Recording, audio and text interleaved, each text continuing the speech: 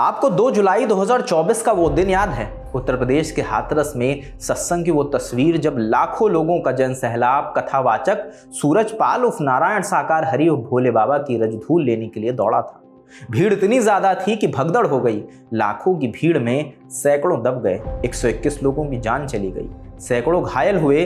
प्रशासन ने आनन फानन में 3 सदस्यीय न्यायिक आयोग का गठन किया। इस आयोग की अब रिपोर्ट आई है। रिपोर्ट में नारायण साकार हरि को क्लीन चिट दे दी गई। अब सवाल है कि फिर इन सैकड़ों लोगों की मौत का जिम्मेदार कौन है? क्या बाबा को इसका अंदाजा नहीं था कि कितने लोगों के आने का अनुमान है? क्योंकि कोविड के दौरान भी कुछ ऐसा ही हुआ था, हालांकि तब कोई जनहानि नहीं हुई थी। क्या आयोजन समिति के लोग जिम्मेदार हैं या पुलिस प्रशासन, जो मौके की बढ़ती भीड़ को संभाल नहीं पाए? एक एक कर सब पर बात करेंगे।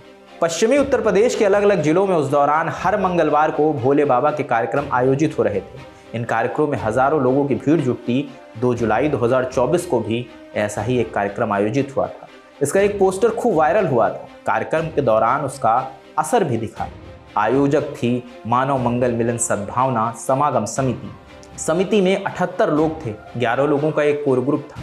आज तक के रिपोर्टर राजेश सिंगल की रिपोर्ट के मुताबिक कार्यक्रम के लिए समिति की ओर से 80,000 लोगों की परमिशन ली गई थी, लेकिन कार्यक्रम में आए 2.5 से 3 लाख लोग, माने 3 गुना से ज्यादा। भगदड़ के बाद जांच के लिए 2 जुलाई 2024 को 3 सदस्यीय न्यायिक आयोग का गठन किया गया। आयोग की अध्यक्षता की हाईकोर्ट के रिटायर्ड जज ब्रजेश कुमार श्रीवास्तव ने। जांच में इनके सहयोगी बने रिटायर्ड IAS हेमंत राव और रिटायर्ड IPS भावेश कुमार सिंह। आज तक के संतोष शर्मा की रिपोर्ट के मुताबिक जांच रिपोर्ट में 3 प्रमुख बातें हैं। पहली, भगदड़ के पीछे भोले बाबा की कोई भूमिका नहीं थी, बल्कि अव्यवस्था और कुप्रबंधन घटना का मुख्य कारण बना। दूसरी, पुलिस और सत्संग आयोजक की लापरवाही दुर्घटना के लिए जिम्मेदार थी। साथ ही आयोग ने कुछ नसीहतें भी दी हैं। बड़े कार्यक्रमों से पहले पुलिस अधिकारी स्थल का व्यक्तिगत रूप से निरीक्षण करें, इसे अनिवार्य बनाया जाए। साथ ही आयोजकों द्वारा ली गई अनुमति की शर्तों को कड़ाई से लागू किया जाए। उल्लंघन करने पर कड़ी कार्रवाई हो। भोले बाबा को क्लीन चिट मिली, इसके बाद से ही सोशल मीडिया पर तमाम प्रतिक्रियाएं आने लगी। लोगों ने कहा, जब साउथ सिनेमा के एक्टर अल्लू अर्जुन की फिल्म पुष्पा 2 के प्रीमियर के दौरान एक महिला की मौत हो गई थी, तब अल्लू अर्जुन को पुलिस ने तुरंत गिरफ्तार कर लिया था। लेकिन वहीं जब भोले बाबा के सत्संग के दौरान 121 लोगों की मौत हो गई, तो न्यायिक आयोग ने उन्हें क्लीन चिट दे दी।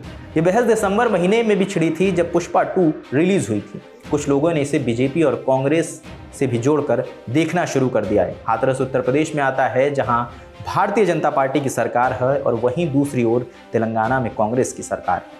हालांकि ये फैसला न्यायिक आयोग का है, माने ये अंतिम फैसला नहीं है। केस अभी हाईकोर्ट में है, वो फैसला आना भी बाकी है।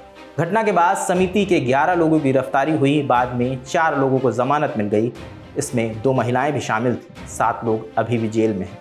अब आपको भोले बाबा के बारे में भी बता देते हैं। सूरजपाल उर्फ नारायण साकार हरि उर्फ भोले बाबा मूल रूप से उत्तर प्रदेश के एटा के पटियाली तहसील के बहादुर नगर गांव के रहने वाले हैं। ये इलाका अब कासगंज में आता है। करीब 26 साल पहले पुलिस की नौकरी छोड़ उन्होंने धार्मिक प्रवचन देना शुरू किया था। अपने प्रवचनों में वो खुद इंटेलिजेंस ब्यूरो में काम करने का दावा करते हैं। यूपी के मैनपुरी में इनका 21 बीघे का आश्रम है। साल 2014 तक साकार नारायण हरि ने अपने पैतृक गांव बहादुर नगर से ही सत्संग किया। 2014 के बाद दूसरे राज्यों में भी वो दौरा करने लगे। 2014 में ही उन्होंने अपना बेस बहादुर नगर से मैनपुरी शिफ्ट किया। साल 2000 में साकार नारायण हरि को चमत्कार करने के मामले में गिरफ्तार किया गया था। हालांकि कुछ दिनों बाद सबूतों के अभाव में कोर्ट ने उन्हें बरी कर दिया था। इंडिया टुडे की रिपोर्ट के मुताबिक साकार हरि के कार्यक्रम सिर्फ पश्चिमी यूपी तक सीमित नहीं है। दिल्ली, राजस्थान, हरियाणा, उत्तराखंड में भी उनके कार्यक्रमों में हजारों की भीड़ पहुंचती है। ये पहला मौका नहीं था जब परमिशन कम लोगों की थी और लोग ज्यादा आए थे। साकार हरि पहली बार कोविड-19 महामारी के दौरान चर्चा में आए थे। 7 दिसंबर 2021 का दिन था। देश में कोविड-19 की तीसरी लहर चल रही थी। तब कार्यक्रमों या सामाजिक जुटानों में ज़्यादा लोगों के आने की अनुमति नहीं थी। उत्तर प्रदेश के फर्रुखाबाद में नारायण साकार हरि ने लोगों के कार्यक्रम के लिए 50 लोगों की अनुमति ली थी, लेकिन उनके कार्यक्रम में हजारों लोग पहुंचे।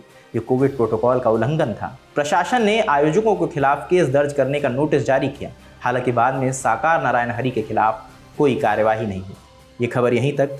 इस खबर पर आप क्या सोचते हैं, हमें कमेंट सेक्शन में ज़रूर बताएं। कैमरे के पीछे जतिन है, मेरा नाम रजत है। देखते रहिए द लल्लन टॉप। शुक्रिया।